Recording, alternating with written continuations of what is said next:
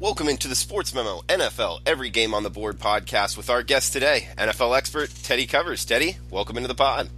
Hey, great to be here, Drew. Teddy, great to have you. Happy Friday to you. It's November 30th here. We got the top half of the NFL Sunday card to go over. Teddy's been good in NFL all year long, 60% NFL year to date, and even more impressive in my opinion, 163, 120 losses, 163 wins, 58% NFL since 2015.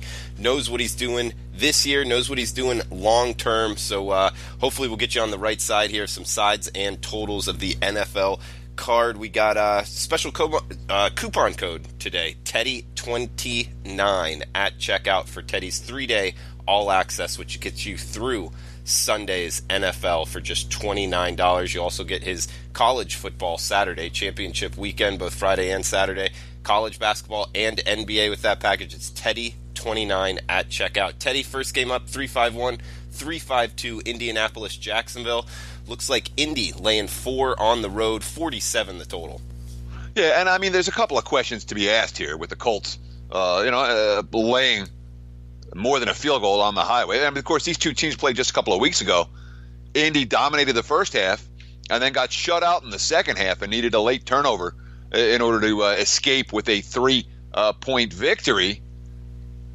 And that was a push. That was less than a month ago. Now, Indy's laying 4 on the road in Jacksonville. So it speaks to volumes about how the markets are responding to these two teams right about now. That being said, and for the Jags, you can make an argument. I understand Cody Kessler is no Blake Bortles, which is saying something, because Bortles isn't any good. But there's a reason Kessler's been on the bench this whole time. His only previous starting experience came in that 0-16 season for the Browns. Kessler had 8 starts. He threw 6 touchdowns, and the Browns went 0-8 in those ball games, most of them double-digit defeats. So he's not a guy who I'm convinced is going to be able to come in and have an immediate impact in terms of, hey, he's going to chuck the ball all over the field and all of a sudden this Jags offense is going to be loaded, especially without Leonard Fournette this week, suspended after last week's fight that probably cost the Jags the game in Buffalo. But the one case you can make for Jacksonville is that it's a new offense coordinator, it's a new coach, and they don't have film on this guy.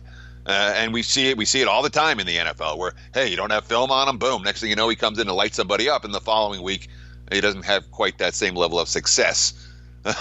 Because opposing teams have an idea of what the game plan is. That may not be the case for Indy this week, but certainly when you talk about two teams headed in opposite directions right now, Colts were 0-5, now they're 1-5, now they're 6-5, and they've earned that. Indy has been the defense has impressed me. Certainly the balance on offense with Marlon Mack has impressed me. The line has played well. There's a lot to like about the Colts right now. The question here, of course, is whether this point spread is high enough or too high, representing the difference about how these two teams have changed since their last meeting just a couple of weeks ago. Teddy, we got the Sunday Nighter. 3-5-3, 3-5-4, LA Chargers at the Pittsburgh Steelers. 51.5 the total. Looks like the Steelers laying 3, minus some juice at Chris. 3.5 at a lot of other shops. How you looking at this one? So it's really an interesting game because Melvin Gordon is one of the. I'm an anti-running back guy in general. I'm never like, oh, this back's worth everything. Melvin Gordon's worth something to the point spread, and the markets are saying he's worth nothing. They're saying that Austin Eckler is going to come in and be every bit as good. And look, Eckler's numbers are okay. He's a little guy, 5'9", 200, but he does break tackles. And you read the quotes from Anthony Lynn. He's like, yeah, he'll be fine as our every down back. It's no big deal. And, of course, Keenan Allen's their third leading rusher. So if Eckler gets hurt, they're going to be in trouble without Gordon here.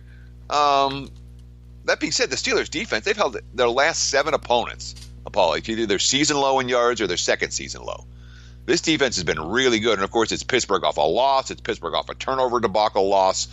All of which, were they -4 against the Broncos, and 2 of them were just, gut wrenchers. The fumble that goes out of bounds in the end zone. It's a touchback. And then the interception at the end of the game from Big Ben that doomed the Steelers backers once and for all in that contest. But, certainly Pittsburgh awful loss has been a good bet. Pittsburgh in December at home has been a good bet. Pittsburgh with the defense laying a field goal or less has been a good bet long term. There's lots of trends pointing to the Pittsburgh side of the equation, Worth noting from a weather standpoint, you worry about the LA teams traveling to Pittsburgh in December. Actually, the forecast is supposed to be pretty reasonable. Highs in the upper 40s or even 50s in western Pennsylvania on Sunday. So it really doesn't look like it's going to be a big issue. It's a hard game for me. I'm not involved in it. I do believe the Chargers are good. I also believe the Chargers are the type of team that, as we've seen 300 times, this year, last year, recent years, long-term history, they shoot themselves in the foot in big games. They really do. And Phillip Rivers has done that over and over. And, of course, it's the Chargers coming off an easy win where everything was perfect last week, and you worry about that. And certainly from a point spread perspective, I'm a little bit lower than I thought that it was going to be. So I think the Steelers bounce back. No surprise if Pittsburgh gets the money here, but I do expect a competitive contest. I'm not looking for LA to get run out of the gym, even against that underrated and surprisingly feisty Steelers defense. Good stuff, Teddy. We got 355-356, Carolina, Tampa Bay. Looks like the Panthers, they've been struggling in, the last month or so, laying 3 on the highway, some 3.5s out there. 54 the total, Teddy. Yeah, on the one hand, you can make a pretty good case for Carolina. The Panthers have 3 straight losses, and it's not like they play poorly. They had the bad game at Pittsburgh on the short week, which teams have bad games on short weeks. We see it all the time in the Thursday night road team. We saw it again last night, where the Thursday night road team wasn't prepared to play, even though they had 7 days in between the two contests. It's just the nature of the game. But the last 2 games, the loss to Detroit, where Ron Rivera made the ill-fated decision to go for 2. And then last week, when they moved the ball up and down the field, 220 on the ground, 256 through the air, only 5 incompletes for Cam Newton. But they made mistakes when it mattered most and didn't come away with the win, a 3-point loss against Seattle. So it's circle the wagons time for Carolina. The markets are certainly reacting to that. Cam Newton's quote, asking if someone would have told him 3 weeks ago that the Panthers would be on a 3-game skid and be in danger of missing the playoffs, he said, I wouldn't have believed it. I'd have called you an idiot. Here they are. And some of it's defense. This squad has struggled to stop the pass in recent weeks. Some of it's random chance. It's just been a couple of breaks that haven't gone their way. But they're facing a Bucs team that they got off the schneid finally with a comfortable win over San Fran last week. Jameis Winston didn't turn the ball over in that ball game, and it was he finished up with big numbers. But the way the numbers came about, he wasn't trying to be Fitzpatrick. He wasn't chucking the ball deep and throwing into coverage. It was a lot of checkdowns, a lot of shorter routes, a much more conservative game plan for Tampa defensively than what we've seen. Bucs have an interesting dichotomy. They've been a strong over team. Every road game this year they've been over, but at home they've been trending under the total. Carolina, clients and I cashed an over ticket with them last week, but they've been trending over as 4 of the last 5 have gone over the total. So if Tampa has changed their stripes, and we're seeing some market support for that as the money's come on the under for this contest, if Tampa's changed their stripes, this might be a lower scoring game than expected. Teddy, you think there's anything to that as far as trending under at home, like the home crowd helping out the defensive line, or weather issues, or anything going forward to take away from that stat? So some of it's randomness. Some of it's the fact that they've been on the road and trailing, and in Tampa on the road trailing, they're going to chuck the football around. Some of it's Fitzmagic. Some of it's bad defense. Some of it's random, but there's the prevailing. There's certainly a thought process among some sharp bettors that the warmer weather teams play unders at home. The offensive line wears down in the heat.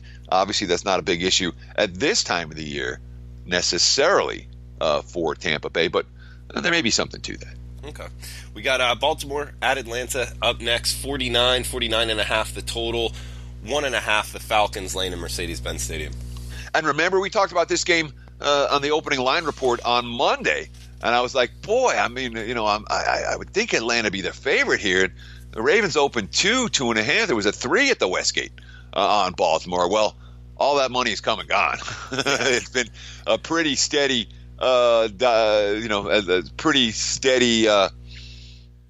Falcons money throughout the course of the week. Atlanta's a clear chalk. Now, of course, Joe Flacco's not going to play. The market's not sold on Lamar Jackson yet. I don't blame them. The Ravens, they've gotten their season back on track with a pair of wins against very weak defensive opponents at home. And of course, last week's win, it's fairly fraudulent. Certainly the cover was fairly fraudulent for the Ravens. Let's say, the mistakes that Oakland makes. They had a defensive score, they had a special team score. The Raiders' mistakes gave them 14 points, and they won by 17. So the question that I have, and I've been trying to get a feel for it all week, it seems like Atlanta's still fired up. Atlanta's coming to play. Atlanta coming off that, Sunday night debacle where they turned the ball over repeatedly in the red zone against New Orleans. This team's been solid at home all year. This team is certainly capable of putting up points in bunches against an opponent that may well be limited offensively. So I can understand the Falcons' support. But, at the current number, you've missed the best of it by a pretty wide margin. They still win and cover, you're fine. But, when you start taking, laying 1.5 and laying 2 with teams that you could have caught a +2 or a +1.5 with, it's just not a good long-term betting strategy. So I did lean Falcons. The market's moved there, and that's, going to keep me on the sidelines here. Flip favorite in that one. We got 359, 360 up next. Cleveland, Houston, 47 being the total, Teddy, and looks like Houston laying 5.5 at home. Yeah, and this really is a one-question game. The question is, how do the Browns respond to success? We know what Houston is. And Houston, again, they haven't been great at winning games by margin. I do worry about the spot a little bit for the Texans coming off the big Monday night win. And, they've got Indy coming to town next week. And they haven't been a great team in terms of covering big margins. I've got Bill O'Brien, 3-8-1 ATS at -3 or higher his last 12 tries. So that's not this isn't necessarily the Texans' role. And you do worry about the spot. But in my mind, the bigger question here has to do with Cleveland. Can this team, and it's a very young team, they have a rookie quarterback, they're coming off 2 very successful games against the Falcons before the bye and out of the bye, getting a bunch of demons off their back with a road win at Cincinnati in blowout fashion. Is this team mature enough to come back off of that win, focus, and prepare appropriately for this week? If they are, they can give Houston a game. What we've seen out of the Browns since the brain trust of Hugh Jackson and Todd Haley get fired is Baker Mayfield's good. And the offense is moving. And Nick Chubb's running the football. And, this offense has been night and day compared to was under Haley and Jackson. 9 touchdowns, 1 INT. And certainly that Browns defense, that hasn't been a problem area for them at any point this season. They've been a good road team. They've been capable of going and hanging tough. But are they mature enough to handle the situation? Interim coach, sometimes that's a big concern for Cleveland backers this weekend. Teddy, we got 2 games left. The guys, remember the coupon code Teddy29 at checkout for his 3-day all access. Get you all the way through Sunday for just $29, less than $10 a day. We got Buffalo, Miami, AFC East battle here. Buffalo traveling down to South Florida. Total of 40. Looks like the Dolphins now down to 3.5 pretty much across the board. I'm seeing 4 at South Point, Teddy. Yeah, and I'm not surprised, that we've seen this type of move towards Buffalo this week. And from my perspective, this is an enormous game. 5 season win bets, 3 cash before Thanksgiving. Big ticket cash before Thanksgiving. San Fran, if the Eagles under is already cashed, and KC over that was pretty well a right side winner. But I've got 2 that I'm sweating, and that's Miami over and Buffalo under. Both at 6.5. This is a big one. It's a huge game for me. So I did hedge and play a little Bills money line earlier in the week as a pure hedge. Nothing to do with it because the season win bets are pretty big. This is something that I didn't bet all of it, but just a little bit on the Bills money line here. And of course, you look at Buffalo last week, a completely different team with Josh Allen at QB. This is a playoff team last year. McDermott had them fired up last week, and no, they weren't better than Jacksonville. They were as good as Jacksonville, and they had found a way to win the game. Miami has so many injuries, and now the receiving core, the latest group to suffer multiple cluster injuries last week. And what a devastating loss where they have the Colts on the ropes in Indy and let it get away. And then, 6-5 to 5-6 is an enormous difference for a team trying to sneak into the playoffs, for a coach trying to save his job. Miami's better with Tannehill than Osweiler, and the markets, showed us that at the open this week. Like, all right, well, Josh Allen's worth a little bit, but Ryan Tannehill's worth a lot, and that's why this game opened as high as it did. And of course, the Dolphins' offense looked pretty good in Indy with Tannehill behind center and the ability to throw downfield without, holding your breath and clenching your teeth every time Osweiler throws downfield. You're just afraid it was going to be a pick, and many of them were. You don't have that same feel with Tannehill, but in terms of laying a price with Miami and their defense, I can certainly understand why all the money's coming to the Bills in early week betting action. All right, Teddy, we got last game for this segment, 363-364, Chicago, New York Giants. Looks like the Bears, 3.5 on the highway. A lot of 4s in Vegas. We got 44.5 being the total. Yeah, I'm going to write up the Bears as a free play. I haven't done it yet, so hopefully it'll be up by the time this podcast is posted. If not, I apologize. I'll have it up at some point in the next 24 hours. But the bottom line is, the Giants had their, they had the awful start. Everything's lousy. Back-to-back wins, and all of a sudden a path towards relevancy. And then they got Philly on the ropes last week, and they're up 16 in Philadelphia. And then they let that game get away. And they let it get away in just stupid fashion. Here's Saquon Barkley. He's got 111 yards at the half. Let's make sure we don't give him the ball at all in the second half. I mean, just silliness from the Giants. And, of course, when you talk about a bad matchup, Giants offensive line and Eli Manning against a defense that creates more turnovers than any in the NFL and puts all kinds of pressure on opposing quarterbacks. You'd say, oh, well, you can't predict turnovers. You can predict turnovers here. Giants will not have a clean game. The Giants will turn the ball over here. And, of course, with Chicago, the big question, Trubisky or Chase Daniel. Trubisky's been downgraded to doubtful. Daniel's been named the starter. And no, he wasn't great last week in Detroit. That was a miserable spot. I remember they were coming off the Sunday night game with short prep time with travel, and they still got the win because that's how good the defense is. I think Daniel will be better this week. He knows Nagy's offense. That's why he's in Chicago. That's why he's built for this role, and I think with extra time to repair, again, the Giants, they had their chance. The window's open, and when you let go of the rope in a game like that and lose, I really worry about their ability to bounce back this week. So I do like Chicago in this game minus the spot, and I will be posting that, as I said, as a free play. You can read the full analysis up at sportsmemo.com. Teddy, 60% on the year. Good stuff. 58% since 2015 in the NFL. Great choice for your NFL betting service. Teddy29, the coupon code at checkout for his 3-day all access.